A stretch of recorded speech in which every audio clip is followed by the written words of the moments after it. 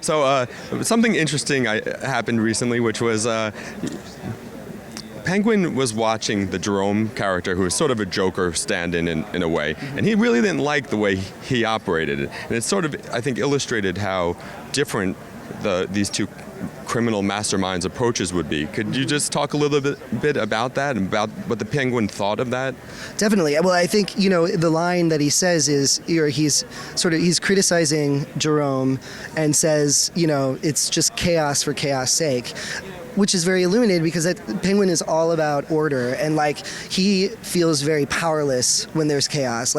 He's a manipulator and he needs things to go his way in order to succeed. And for things to go his way, this has to happen, which leads to this, which leads to this, leads to this. So when he sees someone like Jerome just, throwing everything at the wall, it's very, it's almost insulting to Penguin. It's just absolutely not the way that he operates. Right. How do you run a business that way, right? Yeah, exactly, right, totally. And ultimately, Penguin is all about business, and some pretty stabby, dark business, but, yeah, he's all about business. Stabby, dark business.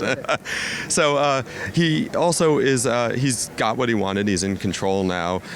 How is he going to stay ahead of everyone else when he's got what he wants? How does he know? He used to have targets that he needed to take out. Now he is the target, really. Yeah, it's the biggest challenge that he's ever had to face in his entire life, I would say, is maintaining this point of power. Because, when you have power, people immediately want to take it from you. And, in Gotham, that often means, as we saw with Fish, throwing someone off a building. It's a very, very rough place.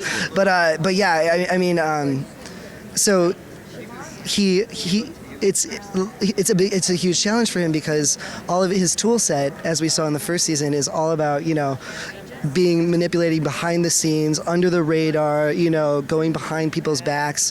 When you're number one, when you're king of Gotham, you can't go behind anybody's back. You have to you're in the forefront, and so to maintain that, it's going to be extremely, extremely difficult for him. Sure.